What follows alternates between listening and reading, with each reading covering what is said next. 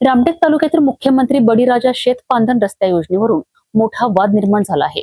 या योजनेत कोट्यवधी रुपयांचा भ्रष्टाचाराचा आरोप करण्यात आला असून जुन्या रस्त्यांना नव्याने स्वरूप देत निधीचा गैरवापर झाल्याचा दावा करण्यात आला आहे। भाजप नेते आणि पांधन रस्ता योजना समितीचे सहअध्यक्ष उदयसिंह यादव यांनी हे गंभीर आरोप केल्याने प्रशासनात या घटनेची जोरदार चर्चा सुरू झाली आहे। पाहूया हा विशेष रिपोर्ट।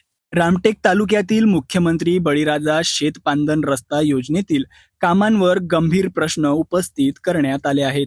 भाजप नेते तथा मुख्यमंत्री बळीराजा शेत पांधन रस्ता योजना समितीचे सहअध्यक्ष उदयसिंह यादव यांनी योजनेत मोठ्या प्रमाणात अनियमितता झाल्याचा आरोप केला आहे। त्यांच्या म्हणण्यानुसार यापूर्वी विविध योजना अंतर्गत करण्यात आलेले अनेक पांधन रस्ते सध्याच्या योजनेत नव्याने बांधल्याचे दाखविण्यात आले आहेत। जुन्या रस्त्यांना नव्याचे स्वरूप देऊन सुमारे 2.5 ते 3 कोटी रुपयांच्या निधीचा अपहार झाल्याचा संशय त्यांनी व्यक्त केलाय। तो कुछ रास्ते ऐसे 25 से 30 रास्ते जो इसके पहले भी हो चुके हैं, ऑलरेडी वो रास्ते बन चुके हैं, तो उसको फिर से बनाने की कोई ज़रूरत नहीं है। उनके नाम पे बेफजूल पैसा निकाला जाएगा, तो अंजादन 2.5 से 3 करोड़ रुपए का उसमें अपहार हो जाएगा। यह अनियमितता नहीं होनी चाहिए, इसलिए मैंने वहाँ शिकायत दी एसडीओ साहब को रामटेक कि आप इसकी सारे जितने रास्ते प्रस्तावित है जो मंजूर है उनकी एक बार फिर से पुनर्परीक्षण कर लीजिए, उनकी जांच कर लीजिए। प्रत्यक्ष उनको देखने के बाद जो रास्ते मंजूर है या मजबूत बने हुए हैं उनको कैंसिल करके किसानों की जहाँ पे भी मांग है वहाँ पे हम दूसरे रास्ते मंजूर कर देंगे। तो जो डबल रास्ते बने हैं और उनके वर्क ऑर्डर हम दे चुके हैं, वो सारे रास्ते एक बार चेक करके कैंसिल किए जाए, ऐसी मैंने शिकायत किया। और शिकायत के अनुसार कुछ अधिकारियों ने उन रास्तों की तपासनी भी की।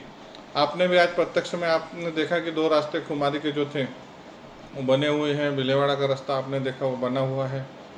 तो मैं अभी इन 4-5 योजनाओं में कितने रास्ते इन पिछले 12 सालों में बनाए गए वो भी सारी जानकारी सभी विभागों से लूँगा। प्रत्यक्ष में आवश्यकता से भी ऊपर अगर रास्ते बने हैं तो इसका मतलब एक रास्ते को 2-2, 3-3 बार दिखाया गया है। तो जो भी ऐसा अपहार हुआ होगा वो सारी जानकारी लेने के बाद संपूर्ण विवरण मैं आप सबके सामने प्रस्तुत करूंगा। यादव यांनी पुढे सांगितले की गेल्या 12 ते 13 वर्षात विविध योजनांतर्गत किती पांधन रस्ते बांधण्यात आले याची माहिती समोर आणली जाईल आणि संपूर्ण प्रकरणाचा पर्दाफाश करण्यात येईल। मात्र या संदर्भात पालकमंत्री चंद्रशेखर बावनकुळे, रामटेकचे उपविभागीय अधिकारी प्रियेश महाजन आणि संबंधित विभागांकडे तक्रार करण्यात आली आहे।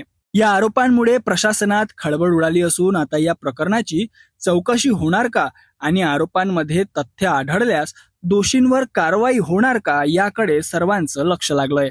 रामटेकमधील पांधन रस्ता योजनेवर करण्यात आलेले हे आरोप सध्या चर्चेचा विषय ठरले आहेत। आरोपांची सत्यता तपासण्याकरिता प्रशासन कोणती भूमिका घेते आणि चौकशीचा निष्कर्ष काय येतो याकडे नागरिकांचे लक्ष लागले आहे।